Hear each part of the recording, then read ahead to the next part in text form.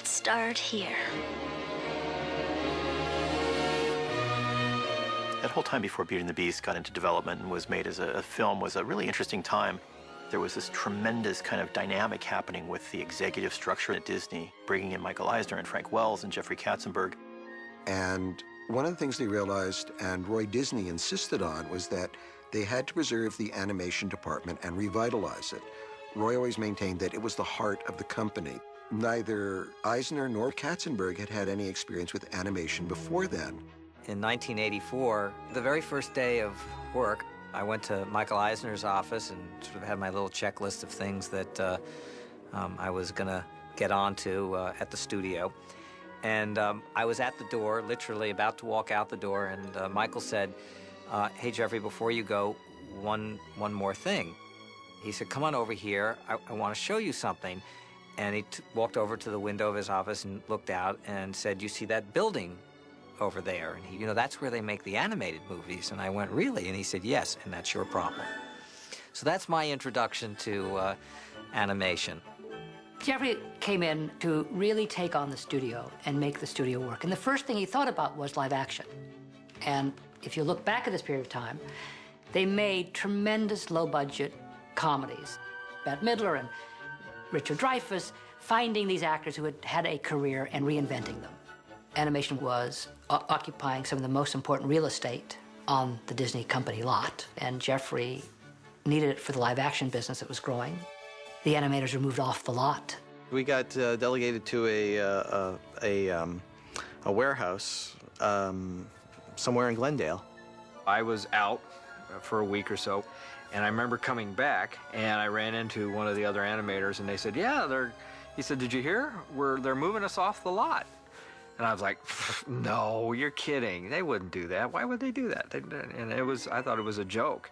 And unfortunately, I found out later that it wasn't a joke. And I still have the copy of the memo from Roy Disney. I did Roger Rabbit in London, and then I arrived at Disney Animation in America, and everyone was working in a warehouse. It seemed totally normal to me because I didn't know anything else. But you know, then I started hearing stories like, yeah, they kicked us out of the building, and so what building? So I go to the Disney main lot and see the building that Walt built for them after Snow White. I said, oh wow, this is like hallowed ground. It was just kind of sad to think that you came to the Disney studio here in Burbank, but animation wasn't there anymore.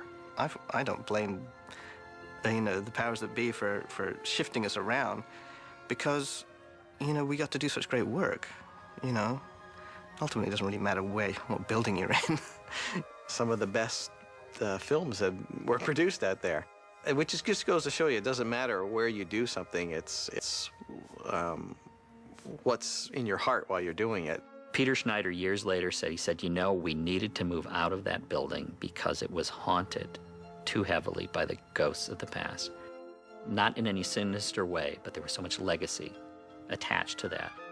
Some days it really was, you would be sitting at your desk and just think, I'm not worthy. Just I'm not worthy, I can't do this. Whereas when they had us in these, you know, rundown warehouses, it was a more informal environment, and I think it pulled us together. I really did. I think it made us more of a team, more of a family, more of a community. I think it allowed us to be ourselves. Well, I was hired to run animation when I was hired in 1985. So I came in with the goal to reinvigorate, reinvent animation, and to give it a link back to Michael and Jeffrey, who were running the studio at the time. Jeffrey Katzenberg really threw himself into the assignment of running the animation division. And I think he was somewhat skeptical in the beginning because his background was live action. But he fell in love with the medium. And it was amazing watching the transformation of this guy who was so completely Hollywood and live action centered to be won over by animation. And as he learned to love the legacy, he also came to warn us almost daily. He would say, you know, you guys are worried about Ariel. How is she going to compare to Snow White, and how is she going to compare to Sleeping Beauty? The audience isn't going to compare her to Sleeping Beauty. They're going to compare her to Julia Roberts. And I think it really adjusted everyone's perspective in a very healthy way. So now all of a sudden you have this group of kids at the studio, longing to be, you know, the filmmakers that the previous generation had been, Walt Disney's generation. And now they have their opportunity. When I started at the studio in '74, a very small group of masters had created, perfected an art form, and they had gotten to a point where they really needed to pass it on to another generation. So we learned from those masters. Eric Larson and John Lounsbury started a training program at that point to train young artists and bring a new generation in. There were some very generous animators from Walt Disney's era that could really step in and pass the baton on to us. And suddenly the films began getting more attention, and as they had in Walt Disney's day, they were not only at the forefront of animation, the art form, they were also at the forefront of filmmaking. We all knew as a studio that we had been sort of gaining momentum with Roger Rabbit, Little Mermaid, and Rescuers. I don't think anyone really identified it as a period that was going to be looked back on like a second golden age. Well, the pressure to fill the pipeline with movies, driven by VCR sales and just the demand for movies at the box office, kind of drove the idea of getting more new ideas. So I got this phone call from Jeffrey Katzenberg and Peter Schneider, and they asked me to jump in and develop a fairy tale called Beauty and the Beast. It was certainly the greatest love story ever told, and we thought, okay, there's something here, we've got it, and we're up for the task. But I don't think any of us ever knew what we were in for, and it was quite a wild ride. And so we came up with the idea of Beauty and the Beast and brought in writers and started writing it. And we went back to Richard Williams, who was the animator on Roger Rabbit, and we'd had such a good experience with him. We said, would you like to direct Beauty and the Beast? And he said, no, I'm going off to do my movie called The Thief, but my friend Richard Purdom could do it. So we hired Richard Purdom, and I sent Don Hahn to London. Yeah, we made it to the airport. With Andreas Deja and Glenn Keane to begin working on Beauty and the Beast. And it was a non-musical. There was an excitement that we were going to use an English director. She says, all I've sacrificed for this family. And she does this with the hairbrush, getting the hair out of the brush. All I've sacrificed for this family. Richard Purdom had his own commercial studio. He had a great style of drawing, and he seemed to be a natural fit as an animator. And so we all went out there.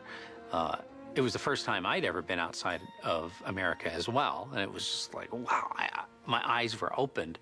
Don Hahn brought my wife and I and our 2 kids, and we got a little place in Primrose Hill, and I'd walk through down past the London Zoo, and I'd see the wolves and animals there, which I would draw, and ended up using a lot of that influence on the Beast.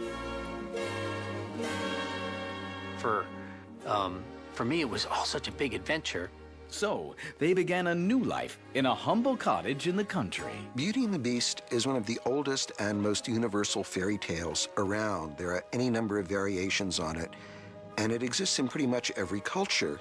But that doesn't mean that it's a story that's easy to tell, particularly not visually. And then Beauty and the Beast was kind of lying dormant in the Disney morgue for a long time. Walt Disney tried it, and it was always the same problem with that story. Yeah. It's a tough one. It's basically a story about a girl who keeps coming to dinner and keeps being asked to marry and saying no. That's pretty boring, you know? And I saw with Richard Purdom a great respect for the original story, the classic story, and he really wanted to stay very true to that, and with noble intention. It was going to be much darker, set in sort of an 18th century France, and a small but very talented group had worked on it for about 6 months. He spins slowly, as he slows down, he spins the other way. Yeah. Oh, that's like this. He sees the wolf. Yeah, show the wolves like coming right up the camera, like coming right at him. And then the horse comes up and he's riding backwards on the horse now. Yeah, that's funny. I mean, I did this whole wolf fight and storyboarded sequences, and as well as Hans Bacher and Andreas and Tom Cito, a number of artists all worked really hard on this. And they brought the first 20 minutes back to show Jeffrey and myself. Once there was a widowed merchant who had a beautiful home and many fine ships sailing the seas. We were all waiting to hear how it went, and Don came back and sat us all down at the studio there, and he said, well, I've got some good news and some bad news. And the bad news is, see, throughout the whole movie, and we have to start over again. But the good news is we planned this great field trip to the Loire Valley, and we're going to do research. We went down and we drank wine, and we toured through chateaus, and we took pictures, and we just absorbed all this amazing architecture and countryside from France, a lot of which ended up in the movie.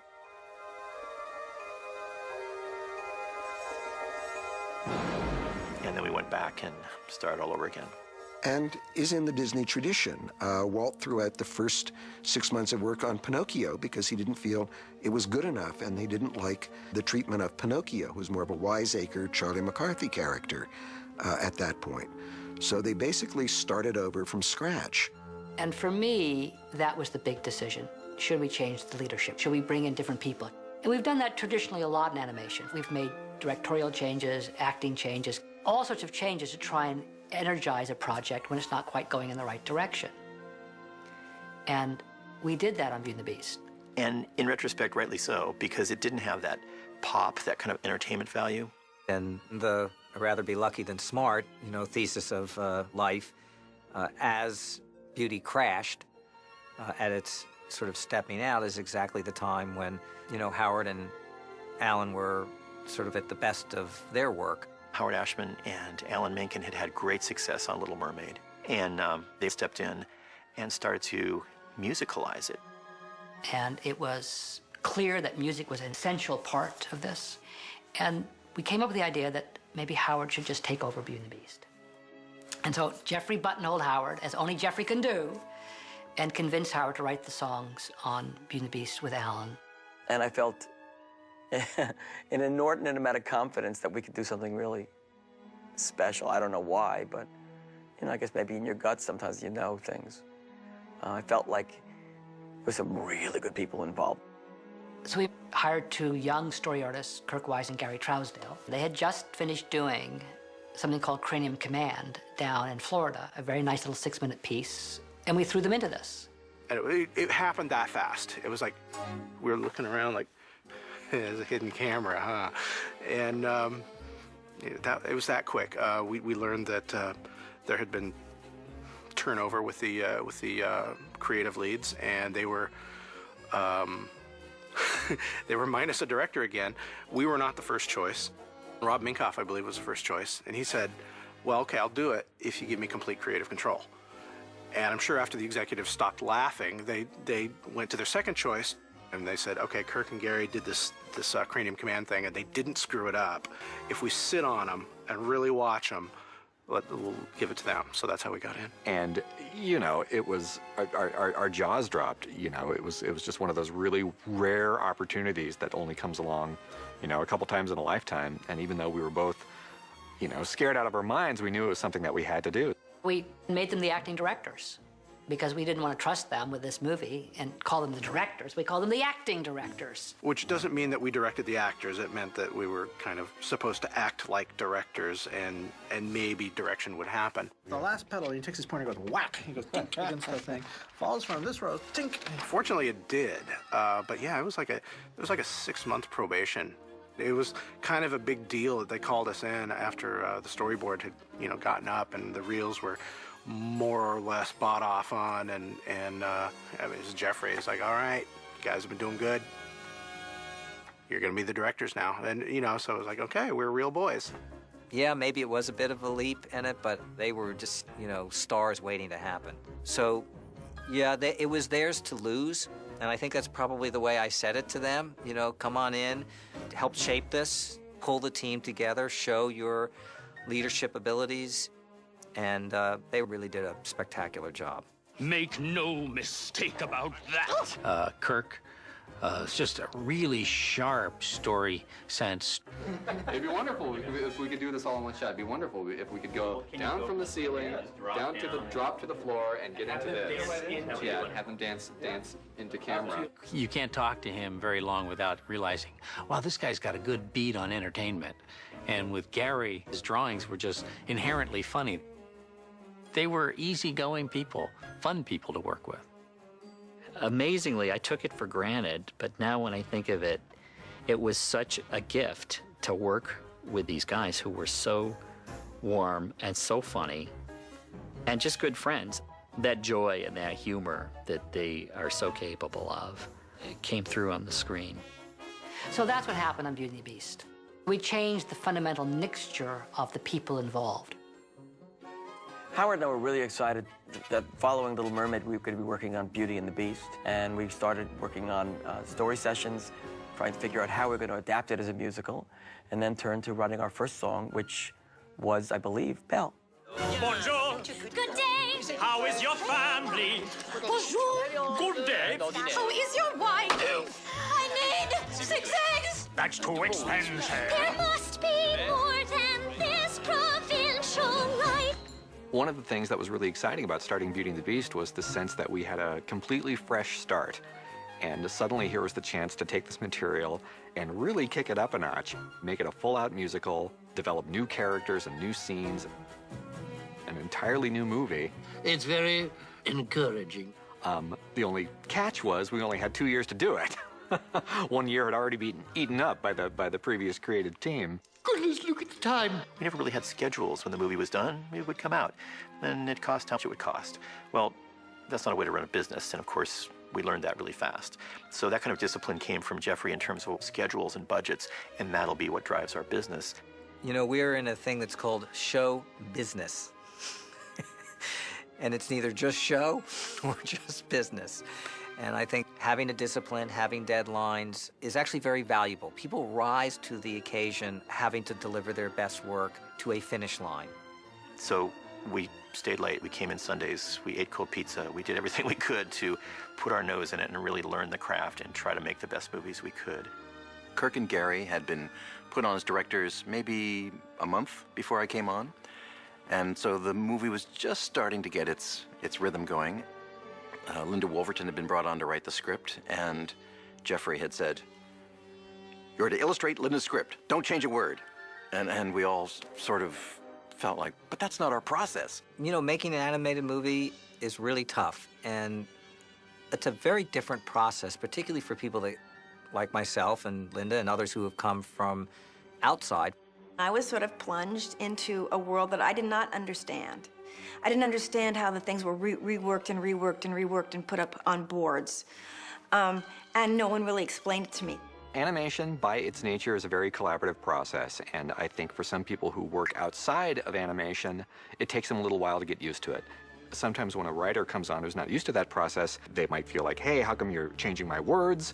But that's the process. I mean, we could move them a little closer together. Gotta move them a little, but I'm worried right about. now they're like 1, 2, 3, 4. I'm worried about just sight lines. We're always looking for the better idea, for the better way of doing something, and it's been that way since Walt's day. In Walt's day, there was very rarely, if ever, any actual typed-up script. He wanted the artist to work from storyboards, and very often he would make them do something entirely in mime and then add dialogue only when they needed it. And on Beauty and the Beast, there were a lot of fights when the directors and story crew basically said, yeah, you tried it this way, now we're translating it into drawings, and we're going to be reworking some of it, and we're going to see what works visually as we develop it. Was not always a happy, peaceful, friendly relationship. So we had some pretty good arguments. But it was passionate because we all believed in it so much. We all believed that this could be something remarkable. It was birthed by fire. And it came to a head at one point in a big meeting. Linda was saying, they're changing my writing, and I was saying, but we have to do our job. I would write a scene a certain way, and then they would storyboard it, and I would go the next day, and it was entirely not the scene. So I'm not happy. And Peter Schneider, with his Solomon-like wisdom, said, all right, it sounds like the two of you have to work more closely together, work in the same room. And so it was like, both of us. But really, that was the best thing we could have done, because then Linda came into work, in my room, which I shared with Brenda Chapman, and we started talking about the story. And she started coming around with me in my rounds when I'd go to the story guys and looking at the boards, and she started seeing how the process worked, was getting excited about it, and was feeling a part of it. And when that happens, the sparks start flying. So it was a happy ending. By the way, thank you for saving my life. You're welcome. Musicals, whether animated or on the stage, it's the most collaborative art form. So you could hate somebody, you could love them. If you're working towards a goal together, you're going to work together until you reach that goal. I mean, the headline is the legacy. The headline is not the conflict. The conflict is just something you will endure. It could be chaotic, and in addition to the high command, like Jeffrey Katzenberg, Michael Eisner, Roy Disney, and then we had Howard and Alan, and then you got the lead animators, and each one of them is like the movie star, and they've got something to say about their character, and it is a little like running a circus. You've got the bears, or you want to keep them from running amok over here, and the plates are all spinning over here, and there's the fire eater back there, and you want to keep everybody going and everybody doing their job. You all know your assignments. Half of you to the west wing, half of you to the east wing. The rest of you, come with me. The story problems, were legion. Yeah, I mean, I think Beauty and the Beast, because it's really a story about these two characters, it was a question of sort of who you want the spotlight to be on. Is this really Beauty's story? Is it really the Beast's story? And I think Howard Ashman's kind of breakthrough was that the character who goes through the greatest change, both inwardly and outwardly, is the Beast. Therefore, it's the Beast's story. And Howard really did want to create the tragic hero out of the Beast, which he did by creating the backstory of how the enchantment happened. The old beggar woman coming to the castle and him being rude to her and casting the spell on the prince and all. The idea of a curse, a mistake you made a long time ago that you have a very slim chance of ever redeeming yourself. It's about redemption. I think that was really the breakthrough that perhaps other versions of the story hadn't achieved.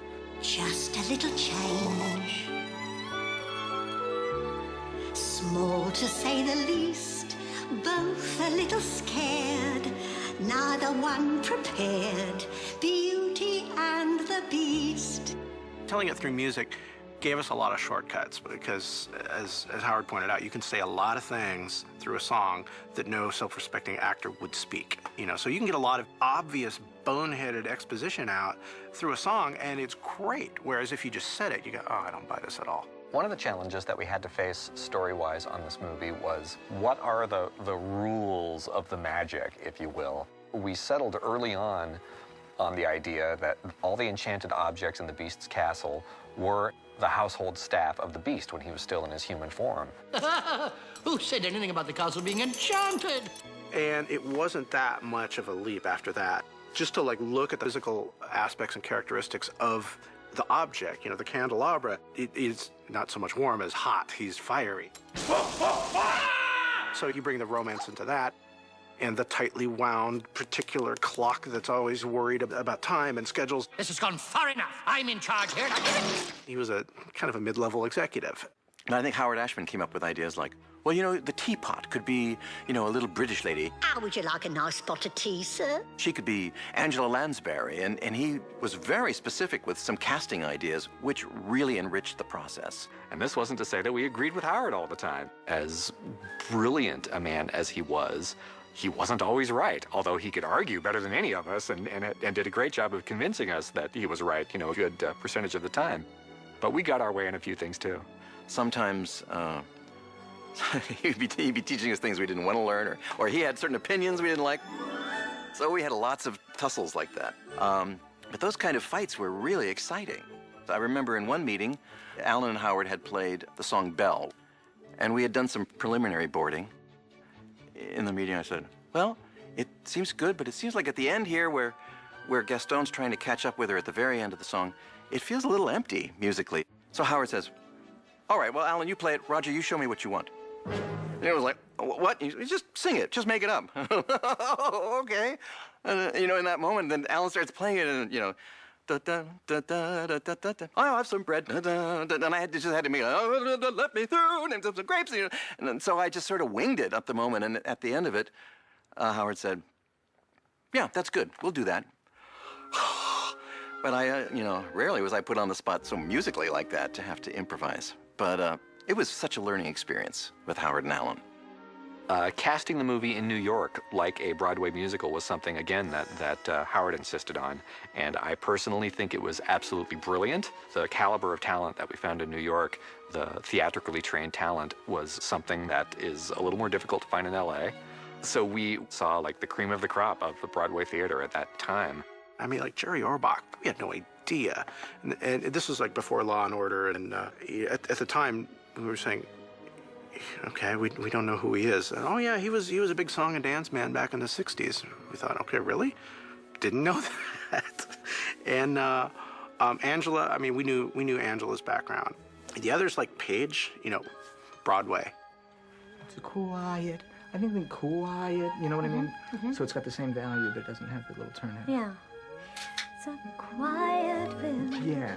Howard believed that the people that we cast needed to have very strong singing and acting chops.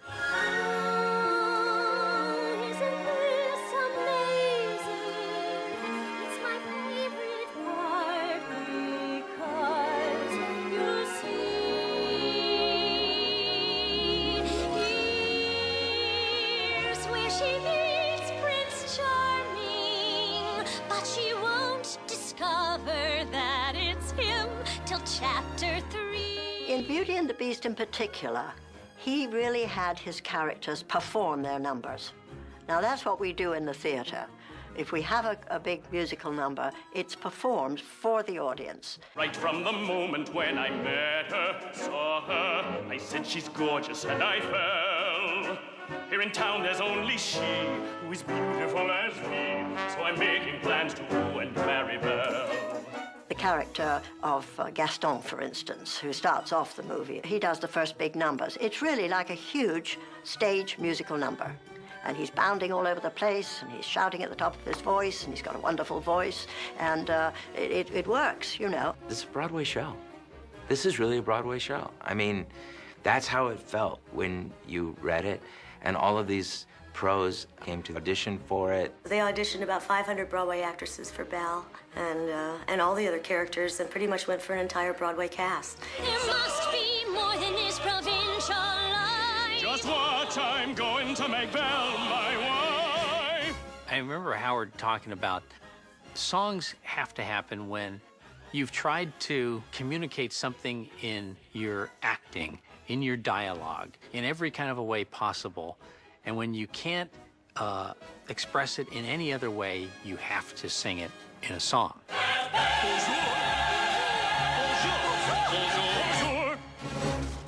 But with Beauty and the Beast, there was this one point where we needed this moment where Belle falls in love with Beast.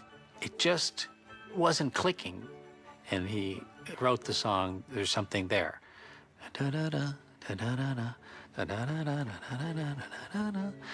And that song just lifted the movie over the edge. True that he's no Prince Charming, but there's something in him that I simply didn't see. As soon as that was in there, it's like, I believe this is real. And he was one of those great gifts that we had for that time. Howard had an unerring instinct about how to realize these classic fairy tales using the very best of the Walt Disney, formula, if you can be so simple as to say formula, and make it contemporary. If we had two guardian angels, it was, Howard Ashman on one side and Walt Disney on the other. Howard did bring a tremendous sense of storytelling, a tremendous sense of musicality to these projects. He wasn't a unique man, and I think he, in some sense, waved his magic wand on these movies and had an enormous effect on the direction they went in. While we were working on Beauty and the Beast, really none of us had a clue how seriously ill Howard was. One of the reasons we didn't was he was so energetic and so productive.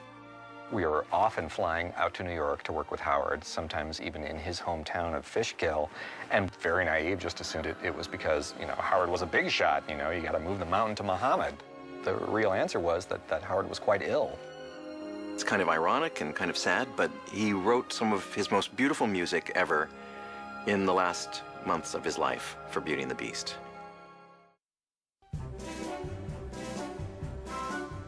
The Disney artists of the 30s and 40s were discovering that art form and inventing it and creating it. The younger artists who came in on Little Mermaid and Beauty and the Beast were rediscovering it, doing something new, were reinventing what the Frank and Ollie and Mark and Ward and Milt and Titla and Babbitt had done decades earlier, but were doing it in their own way, with a different kind of story, with a different kind of storytelling.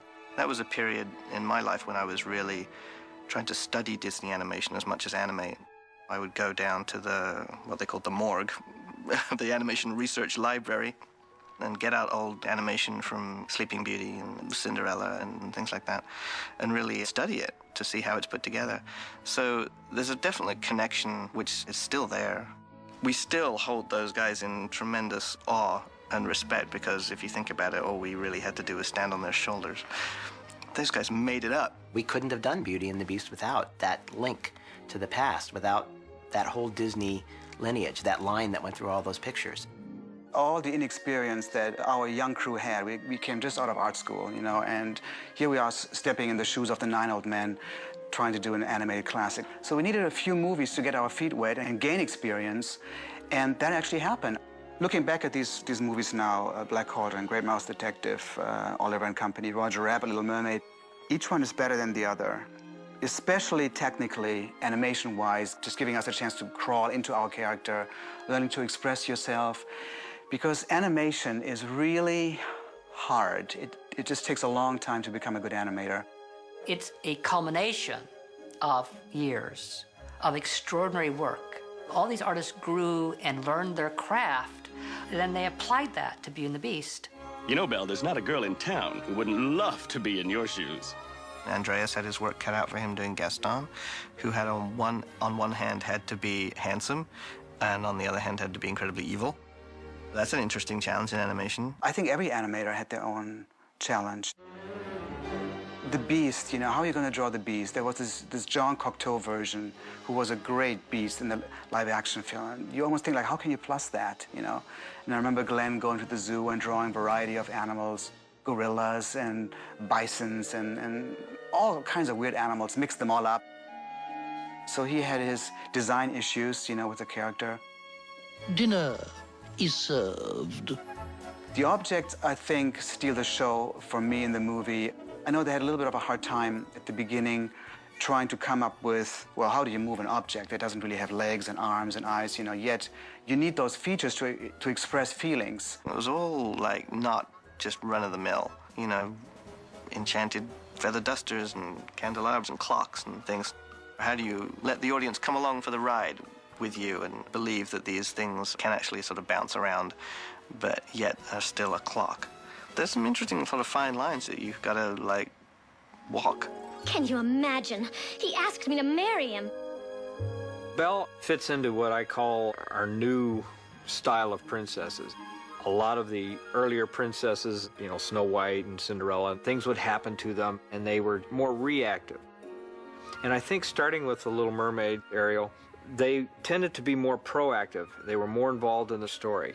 She was her own person and had her dreams. She's intelligent, beautiful, you know, just all those wonderful qualities that you would expect in a Disney leading lady. I'm speechless. Just as the animators begin with reality and caricature it and exaggerate it, so the designers and background artists and inspirational artists caricature the real world they saw in France and turned it into a fairy tale version that is more what we like to think of as France in an earlier time than reality could be. I like the fanciful qualities of it. I like that it isn't anywhere specific. It's like the design of Belle's castle. Well, you know, it's not a French castle or an English castle or, you know, it's just a castle. It's a fanciful place. And I like that about working in animation is that we can create new worlds. We looked at Bambi, we looked at a painter Fragonard. I looked a lot at just classical paintings and the romantic painters to get that feeling. And you'll notice the softness to the backgrounds, not quite so crisp, not every detail, keeping things a little more painterly. All those things kind of help to integrate the characters into the backgrounds and create a space for them to play in. There came a certain point along the course of production where everyone realized that it was starting to come together. And when the first color scenes started to filter through the pipeline, we got a little goosebumpy. We started to think, hey, maybe we're doing something right here. As the beast was beginning to come together, I looked around me, and it was happening for everybody. Their characters were coming together, the color, the story, the music, everything. I think we all realized we were working on something really special. Bonjour! Bonjour! Bonjour! Bonjour! The publicity machine was pretty amazing on this movie, and we had the benefit of Roger Rabbit, which began to see things like a McDonald's tie-in, for example, or Little Mermaid. You certainly saw toys and puzzles start to happen, but they really figured it out for Beauty and the Beast. The key to making these movies an event is, first and foremost, a great movie. You can't have all the ancillary stuff without that. But it's also getting the word out and being proud about your creation and not hiding it. So for the first time, I think we were really pushed into the limelight as filmmakers. 2020 came in, and they shot all around the studio. They interviewed all of us. We're pretty excited for animators who basically spent all their time in their room at their desks drawing. This was an amazing experience. I was invited to go to New York with Glenn Keane, and Jeffrey had put together a kind of a small rollout show, if you will, early in production for some of the national press that are based in New York. And Paige O'Hara was there, and she sang one or two songs from the piece. And hopping all on the plane, flying out there was exciting. It was like a big field trip that we all get to go show what we did over summer vacation to everybody. And so there was a momentum. You could feel there was this energy. It was just a lot of fun.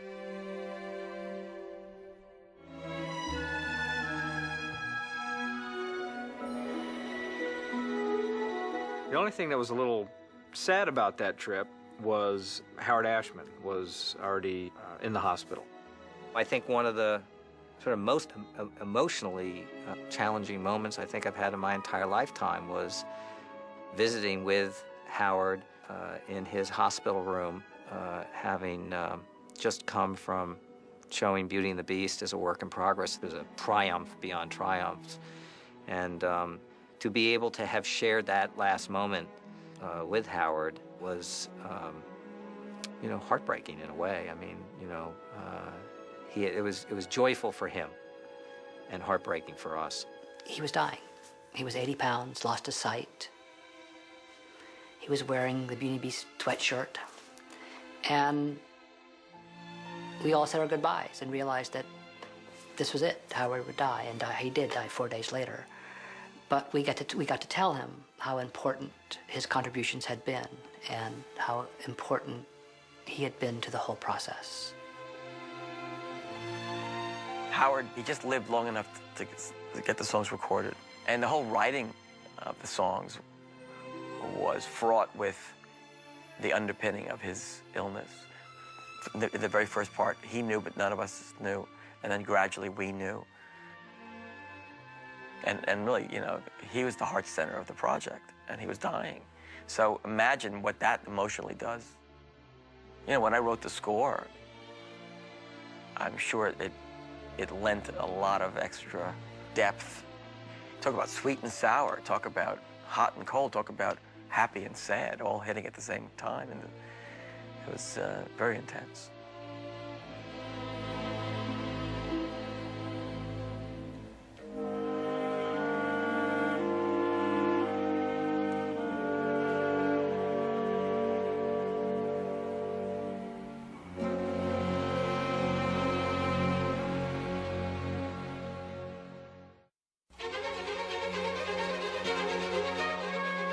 I I think the first time we felt the audience reaction was at the New York Film Festival. The New York Film Festival was one of the great, amazing highlight moments of my 10 years at Disney. I don't think any of us will ever forget it.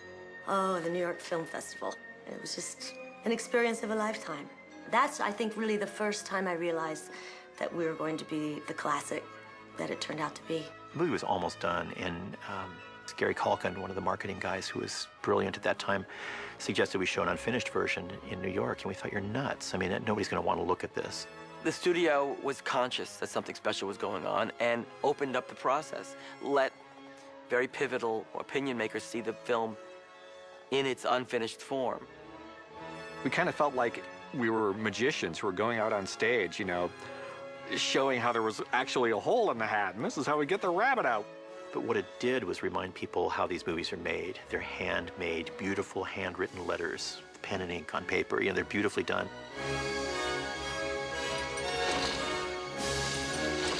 Now can I open them? All right. Now. I remember going to Lincoln Center and standing up on stage and introducing it and say, you'll see some things that are in pencil test, aren't quite painted, and I'm going, we are out of our minds.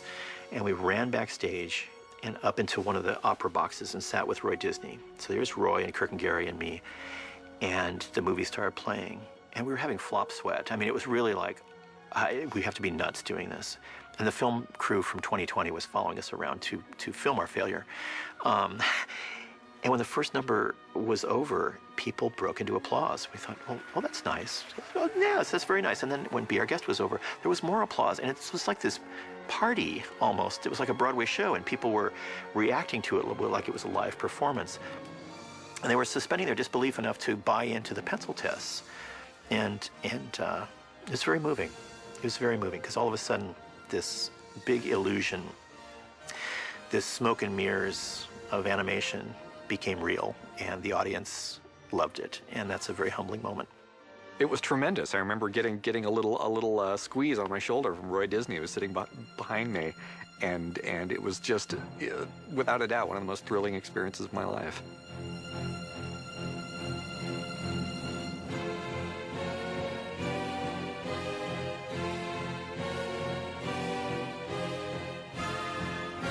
Well, when it opened, we had been like running so hard for the finish line that we had the premiere, and then it was out, and we're listening for the opening weekend numbers, and they came back good, and we're like, great, and it kept going, and we were watching it go, and we were watching it grow. The reviews were tremendous. We could not believe just how warmly it was embraced, not only by the audience, but by the critics as well. It was exciting. It was really mind-blowing. It was a film of so many firsts. We actually won the Golden Globe. It was the first animated film to win for Best Picture. The buzz was going around about the Oscar nominations, and people were talking about Beauty and the Beast. It's like, you know, could it happen? Could it really? No, come on, really? And that morning, I got up at like 4:45, and I'm like walking to the TV in my pajamas, and I got the volume on really low because my wife and my son, who was I think 4 at the time, were still asleep.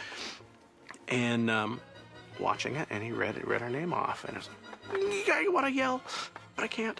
And, you know, got dressed and went to work, and I got a couple bottles of champagne, and got there. They had the orange juice and the champagne, and I was like, okay, I see where today's going. I've still got my big champagne bottle with the date on it that it was nominated, and got that on my desk, you know, and I'll never forget that. I mean, that was a recognition. It was a true compliment to the animators, to the director, Kirk Wise and Gary Truesdale, to Don Hahn, all the animators, everyone who literally sat there for over 3 years, people who normally don't get the limelight. That was a great thing, because they deserve that. It's almost indescribable what that meant to people working in animation. You know, we had all grown up, obviously, influenced by animated films, but, you know, everyone working in animation is also in love with the art of film itself, and that obviously includes the entire history of live-action films. So to be considered in even the same ballpark as the live-action movies was a huge honor and something that never had happened before. It was a very exciting moment in time. And, you know, here we are now, almost 20 years later, and, you know, for the first time, here's a movie Up being nominated as a Best Picture. Well, all of us always felt that animation was a legitimate movie form. You know, obviously, we all got into it because we all loved it. And everyone always kind of felt like you were kind of the Hollywood stepchild. But when Beauty and the Beast got the nomination for Best Picture, I do think everyone felt kind of vindicated in some way. He got a little flack. There was some, you know, in the Hollywood community that kind of, you know, what is this, you know, going on, a animated film getting Best Film, you know, but why not? You know, if people, the audiences across the country, across the world, embraced it and felt that this was truly one of the best movies of the year, why not give it an Oscar nod? Bravo! That was wonderful. Should we have felt like, oh, it's about time? No, I just think, all of us were just really proud. I just think there wasn't any of that at all. It was all just a really sort of, just an excitement. And I felt happy for Howard's memory. All these ridiculously heady experiences going on. Oscars and Globes and the Grammys and opening nights and hit records. And oh my God, it was pretty exciting. We didn't win the award, but we'll always have been the first to have been nominated.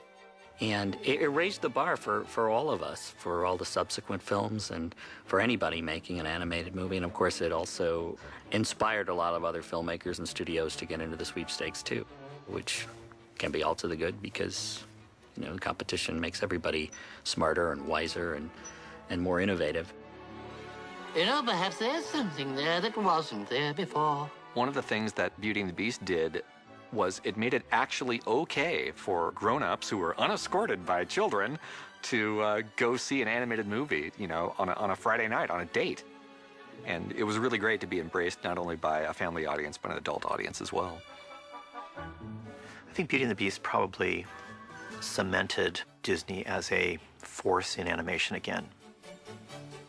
It said, we want to see more from you guys. We think you're filmmakers. You're not just cartoonists. That validation would have been impossible had it not been for Roger Rabbit and Little Mermaid and Rescuers Down Under.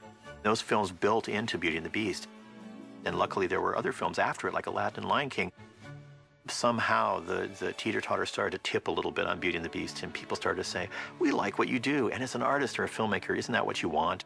And what a great feeling that was. And I think that was probably the tipping point that changed a little bit the face of what animation was thought of. And things were never the same after Beauty and the Beast. When you look back on Beauty and the Beast, you wonder, okay, how would the film do today? Is it a naive film? Is it not sophisticated enough for today's audience? I think it transcends whether something is cool or hip. It really touched what people, I think, really want movies to be. To me, Beauty and the Beast not only holds up, but I don't think there will ever come a day, no matter what technology we're viewing things on or making things with, where you can't sit and watch that movie and not be moved by it. Beauty and the Beast connected with audiences on an emotional level that I don't think a Disney movie had really ever done before. There was a level of sophistication to it and maturity in the story that didn't really have a precedent. As an animator, I look back at it and there are certain scenes I want to go back in and fix. But as an audience member, it's probably one of my favorite films to watch. It's really the first film where I got choked up at the end. I would say that was the highlight of my career. I mean, I loved working on all the characters I worked on, and I actually feel like my animation improved even after that. But that one is the one that I think I hold the dearest. That experience working with all those great artists to make that film just really, really is the highlight for me. It's like the last of the Red Hot, fairy tales. And this was the last time that Disney had all of our guys, all of our A-team in one production. It was not long after that that Jeffrey Katzenberg said, okay, we're going to do 2 movies at the same time. We're going to do 2 a year. And so that effectively split the crew down the middle. Glenn, you're going here. Andreas, you're going here. Ruben, you're going here. Mark, you're going here. We had a great team. We had everybody. I mean, we had all the great story guys, all the great layout guys, all the great animators, all the great painters and art, you know, just everybody. Chris Sanders, you know, he wasn't the head of story. He was just like, he was a story guy, you know, and he goes on and he directs Lilo and Stitch. Kevin Lima went on to direct Tarzan. And then went off and did Enchanted. Brenda Chapman has done Prince of Egypt and is doing The Bear and the Bow. Roger Allers, who went on to direct Lion King and write the stage show for Lion King. Kirk and Gary, the directors, went on to direct many movies after that. Kelly Asbury went on to direct Shrek. Glenn Keane, who is Glenn Keane, I mean, he's like a demigod of animation. Andreas, the same thing. Mark Henn, the same thing. Ruben Aquino, Will Finn, Nick Ranieri. Once in a lifetime, you are on a project that has some magical component to it that you can't articulate in words, and Beauty was that to me. We were a bunch of kids. I mean, we were in our 20s and 30s, and now with some decades behind us, looking back, you think I was the luckiest guy on the planet to be in that place at that time with that group of collaborators. To me, that's my personal legacy of that movie, is what a perfect storm of people. You take any one component out, you take out Peter Schneider, you take out Roger Allers, you take out Glenn Keane, Kirk, Gary, Jeffrey, Howard Ashman, and it's less than perfection. And somehow all those pieces fit together, and nobody will ever be able to create that again, and that was that perfect storm of Beauty and the Beast. The company lot, and Jeffrey needed it for the live action business that was growing. The animators were moved off the lot. We got delegated to a warehouse somewhere in Glendale. I was out for a week or so, and I remember coming back, and I ran into one of the other animators, and they said, yeah, he said, did you hear? They're moving us off the lot. And I was like, no, you're kidding. They wouldn't do that. Why would they do that? And I thought it was a joke. And unfortunately, I found out later that it wasn't a joke. And I still have the copy of the memo from Roy Disney. I did Roger Rabbit in London, and then I arrived at Disney Animation in America, and everyone was working in a warehouse. It seemed totally normal to me because I didn't know anything else. But you know, then I started hearing stories like, yeah, they kicked us out of the building, and so what building?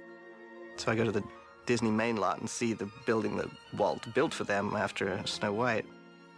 I said, oh wow, this is like hallowed ground. It was just kind of sad to think that you came to the Disney studio here in Burbank, but animation wasn't there anymore.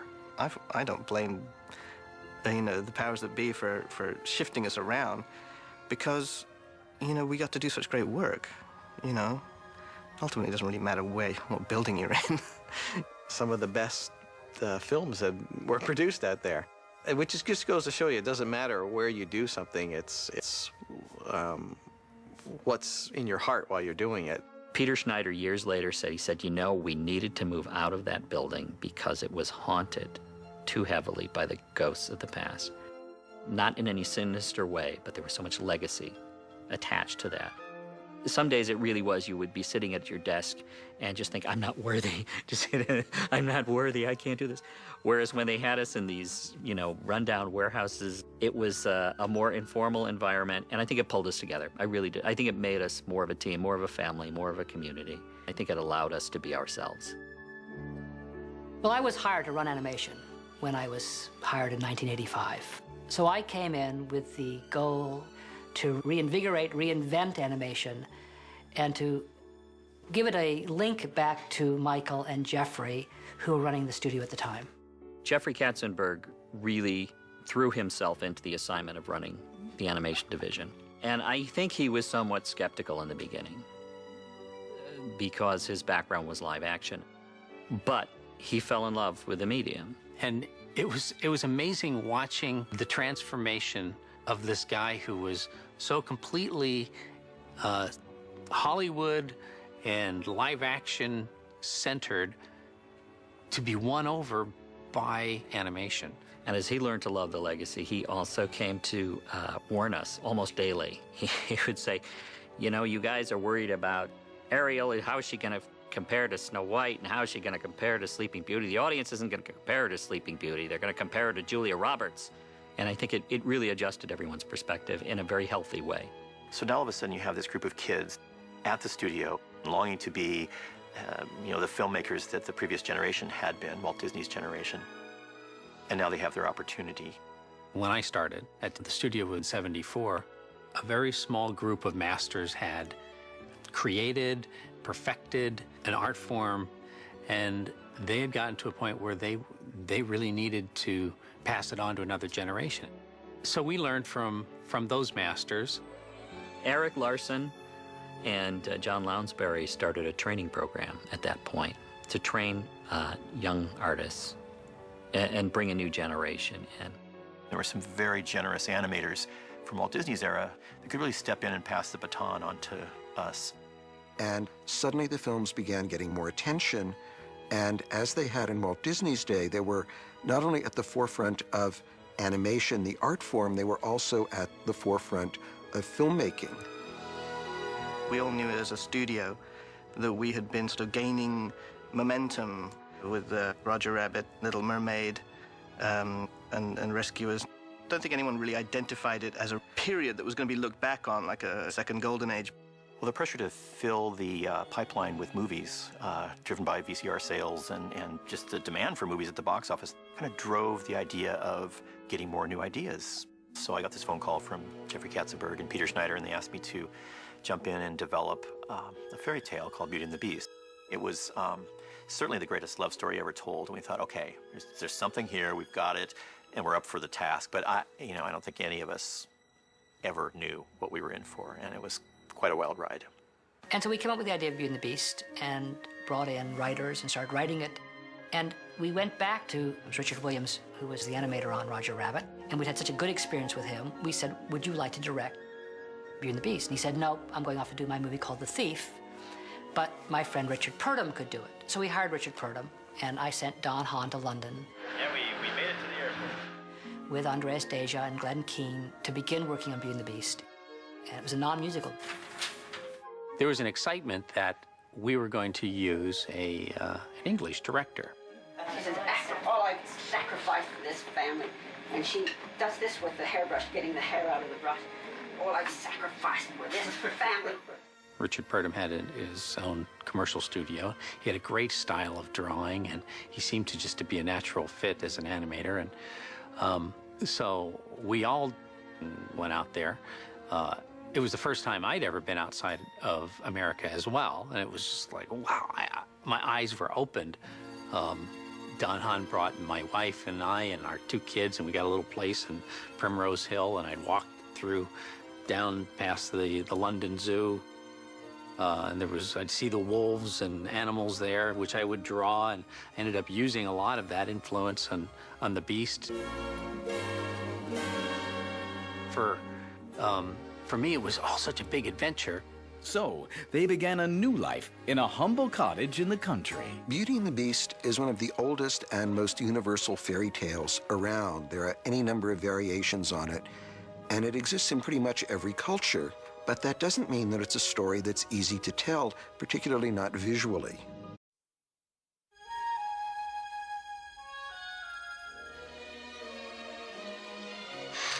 Let's start here. That whole time before Beauty and the Beast got into development and was made as a film was a really interesting time. There was this tremendous kind of dynamic happening with the executive structure at Disney, bringing in Michael Eisner and Frank Wells and Jeffrey Katzenberg. And one of the things they realized, and Roy Disney insisted on, was that they had to preserve the animation department and revitalize it. Roy always maintained that it was the heart of the company. Neither Eisner nor Katzenberg had had any experience with animation before then. In 1984, the very first day of work, I went to Michael Eisner's office and sort of had my little checklist of things that I was going to get onto at the studio. And I was at the door, literally about to walk out the door, and Michael said, hey, Jeffrey, before you go, one more thing. He said, come on over here. I want to show you something. And he walked over to the window of his office and looked out and said, you see that building over there? And he, that's where they make the animated movies. And I went, really? And he said, yes, and that's your problem. So that's my introduction to animation. Jeffrey came in to really take on the studio and make the studio work. And the first thing he thought about was live action. And if you look back at this period of time, They made tremendous low-budget comedies. Bette Midler and Richard Dreyfuss, finding these actors who had had a career and reinventing them. Animation was occupying some of the most important real estate on the Disney